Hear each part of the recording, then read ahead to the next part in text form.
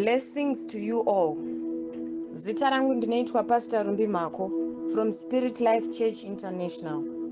Ndichaverenga shoko raMwari from the book of Exodus chapter 17 verse number 3 and verse number 7 part B. It reads, "And the people thirsted there for water, and the people complained against Moses and said, Why is it you have brought us up out of Egypt to kill us and our children and our livestock with thirst?" Verse number 7 part B. "And because they tempted the Lord, saying, Is the Lord amongst us or not? May God bless the reading of his holy word." Nhasi ndiri kufamba neshoko randapa musoro wekuti don't be too quick to forget.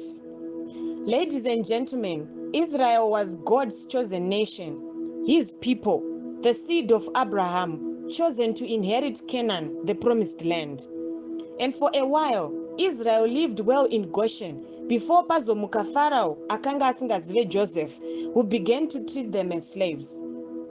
To deliver them out of bondage, God called Moses to go to Egypt and negotiate with Pharaoh for the Israelites to be released.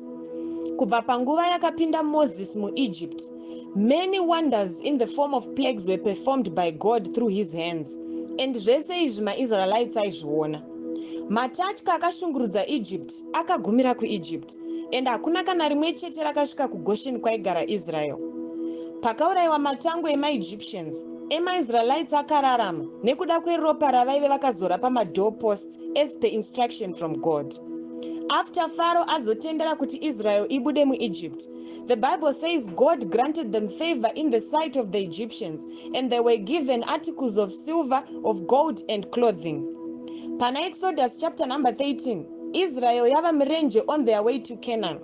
God went before them as a pillar of cloud by day to guide them on their journey, and as a pillar of fire by night to provide light for them, kuitira kuti vakwanise kufamba chero neusiku.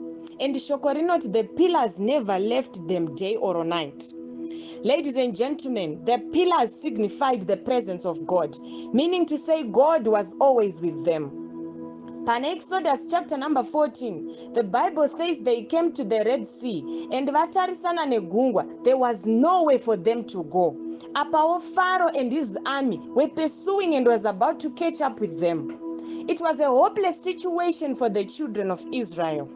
But ndinofara kuti Mwari vakaudza Moses kuti atambanudze tsvimbo yake towards the sea, and a great wind caused it to be divided into two, and Israel walked across on dry ground. Zvese izvana baba nanamai zvakaitika Israel ichiona. Bhaibheri rinoti pana Exodus chapter 15, Israel came to Mara, and the waters at Mara were bitter. Zvichireva izvo kuti there was no water for them to drink. But God again used Moses to heal the waters at Mara, and Israel was able to drink the water.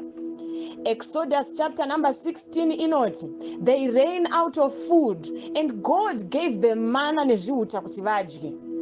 Patazoverengesa pachapter number 17, shoko rinoti Israel came to Rephidim, nzvimbo yakenge isina mvura yekunwa, and they were thirsty and started to complain to Moses. They even went to the extent of questioning whether God was still with them or not. Yet the pillars which were always with them were the evidence of his presence.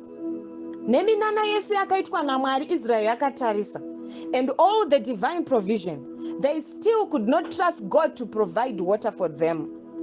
Chinonanorwadza ndechekuti the pillar of cloud was there, zvichireva izvo kuti uvepo hwaMwari hwaivepo as they were complaining.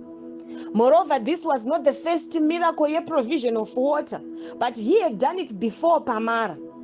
Chokwadi Mwari akatsemura gungwa nepakati, aizotadza here kuvapa mvura yekunwa.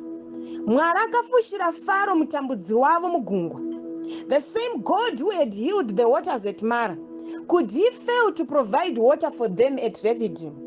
Anababa nanamai, it is very easy to forget all the good things God has done for you in the past. Kana watarisana nedambudziko. Many a times people blame God for bad things zvinoitika kwavari. They even question his existence. Umwe izvezvi ari kutokomplaina kuti kana Mwari variko, sei COVID-19 iri kukonzeresa havoc kudai, but achikanganwa kuti kutopinda muna 2021 chaiko dzaitove nyasha dzaMwari. Vamwe venyu makarwara zvisingaite muna 2020, and yet God delivered you from the jaws of death, and you are alive and well today. Some of you makaita ma-accidents aive fatal, but God preserved your life. Vakakurwira and kutaura kuno wakatoteererawo audio inoi. But kungovhariswa business nekuda kwe-lockdown, you begin to doubt the existence of God and complain. Kungosangana nedambudziko waakutokanganwa nyasha dzane zuro. Iko kutorara uchimuka each and every day uri mupenyu uine hutano nemhuri yako is clear evidence of the presence of God upon your life. Mwari vangazotadza here kukupa mari yechikafu ivo vakambokurwira kubva kurufu? Would he have allowed you to live if his plans were to kill you nenzara? God is looking for a grateful generation, a generation inotenda Mwari more than kucomplain. He is seeking for a generation that sees more of the good that he does for them than the bad things happening around them. Ndatumwa naMwari pazuva ranhasi kuzokurudzira mumwe munhu who is in a hopeless situation and is about to lose faith in God, kuti look back at your life and see kwawakabviswa naMwari. Here wocomplaina nekuda kwekushayika kwemvura yanhasi, ko gungwa rakapatsanurwa kuti ufambe pakaoma watokanganwa here? Ko mana nezvihuta zvawainhonga zvaibva kupi? Ladies and gentlemen, we are blocking some major breakthroughs and miracles in our lives nekuda kwekungogara tichigunun'una against God, forgetting all that he has done for us. God has sent me today to encourage you to trust in him, to depend on him, and to wait upon him, for his presence is always with you. Kunyangwe zvikaoma sei, do not be too quick to forget the good things that God is always doing for you, but be a person who is full of praise, who always gives thanks to God, and God will surely work out a plan to get you out of that situation nekukasika.